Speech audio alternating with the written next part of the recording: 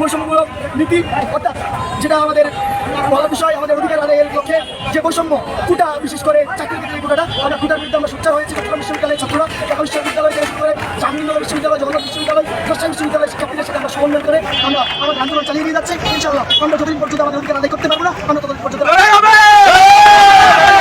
কোটা সংস্কার আন্দোলন নিয়ে সমকালের প্রধান শিরোনাম। এবার আসছে সারা দেশে দিনভর সর্বাত্মক ব্লকেট। প্রতিবেদনে বলা হচ্ছে, সরকারি চাকরিতে কোটা সংস্কার আন্দোলনে এক দফা দাবিতে এতদিন আধাবেলা ঢাকাসহ দেশে বিভিন্ন স্থানে ব্লকেট কর্মসূচি পালন করলেও বুধবার থেকে সারা দেশে পুরো বেলা সর্বাত্মক ব্লকেট কর্মসূচি পালনের হুঁশিয়ারি দিয়েছেন শিক্ষার্থীরা। এর অংশ হিসেবে মঙ্গলবার অনলাইনে ও অফলাইনে গণসংযোগ করার কথা জানিয়েছেন শিক্ষার্থীরা। পাশাপাশি ছাত্র ধর্মঘট, ক্লাস বর্জন কর্মসূচি চলবে। সরকারি চাকরিতে কোটা সংস্কার নিয়ে শিক্ষার্থীদের আন্দোলন ও সৃষ্ট সমস্যা দ্রুত সমাধান হবে বলে আশা করছে সরকার। আগামী 24 থেকে 48 ঘন্টার মধ্যে এই বিষয়ে সমাধান আসতে পারে বলে আশা করা হচ্ছে। এই আন্দোলনে বিএনপির সমর্থন নিয়ে প্রশ্ন তুলে তাদের রাজনৈতিকভাবে মোকাবেলার সিদ্ধান্ত হয়েছে। একই সঙ্গে কোটা সংস্কার আন্দোলন মোকাবিলায় কিছু কৌশল নির্ধারণ করেছেন সরকার। শিক্ষার্থীদের কোটা সংস্কার আন্দোলন ও সর্বজনীন পেনশন কর্মসূচি প্রত্যয়ী বাতিলে বিশ্ববিদ্যালয় শিক্ষকদের আন্দোলনের মধ্যেই বৈঠকে বসেছিলেন সরকারের মন্ত্রী প্রতিমন্ত্রীরা।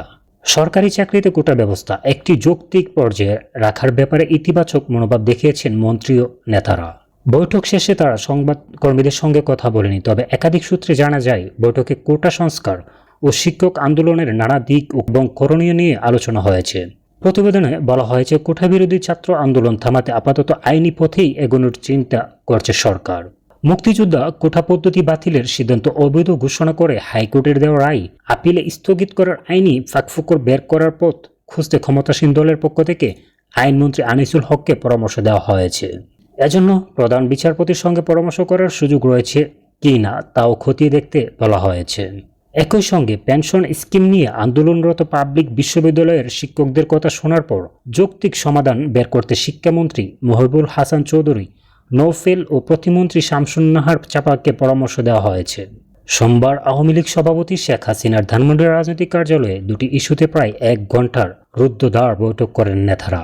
এ সময় দলের সাধারণ সম্পাদক এবং সড়ক পরিবহন ও সেতুমন্ত্রী উবাইদুল কাদের এসব পরামর্শ দেন।